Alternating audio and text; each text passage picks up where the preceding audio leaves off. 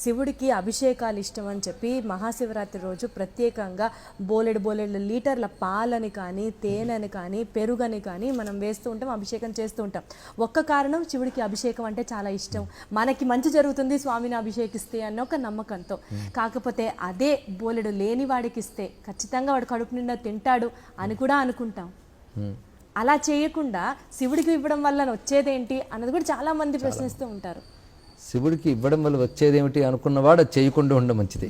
కానీ దానికి ఇచ్చేవాడు మాత్రం నేను రాతిలో పోసి వ్యర్థం చేసుకున్నాను అనుకోవట్లేదు, శివుడికి ఇస్తున్నానని మాత్రమే తెలుసుకుంటున్నాడు. అంటే అది లేని వాడికి ఇవ్వడం వల్ల దానివల్ల ఇది కూడా బాగుంది. అంటే పాలు ఎక్కడి నుంచి వస్తున్నాయి? ఆవు ఇస్తుంది. ఆవు పాలు లేని వాడికి మనం ఇవ్వడం కోసం ఇవ్వట్లేదు.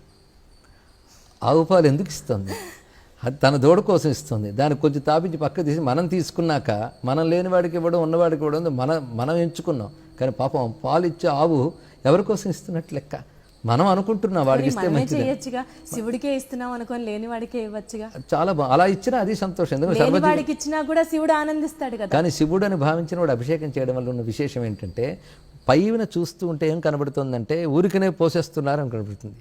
దీనికి అందమైన సమాధానం చెప్పాలంటే ఒక చక్కటి వాక్యం ఉంది శాస్త్రంలో.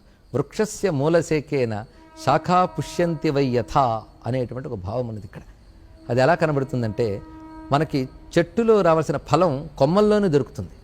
పళ్ళు కానీ పువ్వులు కానీ ఆకులు కానీ కొమ్మల్లోనే ఉంటాయి. కానీ మనం నీళ్లు పోయాలన్నప్పుడు కనబడే కొమ్మల మీద నీళ్లు పోయాం, కనబడిన మూలంలో పోస్తాం. అప్పుడు ఎవడైనా మనం చూసాడనుకోండి, అసలు చెట్టుకి ఎలా నీళ్ళు అందుతున్నాయో తెలియని మూర్ఖుడు ఒకడు వచ్చి, అరే మనకు పళ్ళు అవి పైన వస్తుంటే పైన నీళ్లు పోయాలి కానీ కనబడిన నేల మీద నీళ్లు పోస్తున్నావేమిట్రా అంటాడు. వాడెంత మూర్ఖుడో, శివుడికి అభిషేకం చేసి వృధా చేస్తున్నారనేవాడు కూడా అంతే మూర్ఖుడు. ఎందుకంటే అక్కడ మనం ఆరాధిస్తున్నది సర్వవిశ్వమూలకమైన ఈశ్వర చైతన్యాన్ని భావన చేసి మనం ఇచ్చినప్పుడు, నువ్వు ఇవ్వలేని వాళ్ళకు కూడా ఆయన ఇవ్వగలడు నీ నుంచి పుచ్చుకొని. మనం ఈశ్వరుడికి సమర్పిస్తే, ఎందుకంటే చెట్టు మూలంలో వేస్తే చెట్టంతటికి ఎలా అందుతుందో, విశ్వానికి మూలమైన విశ్వేశ్వరుడికి ఇస్తే ఇవ్వాల్సిన అవసరం ఉండదు. అంతే కదా, విశ్వేశ్వరుడికే మనం సమర్పిస్తే విశ్వానికి ఆయన సమర్పిస్తాడు. ఇక్కడ ఆయన విశ్వ మూలం గనక. అందుకే అభిషేకం చేసేవాడు ఆయన శివుడనే భావనతో చేస్తున్నాడు, కానీ రాయి అనే భావనతో చేయట్లేదు.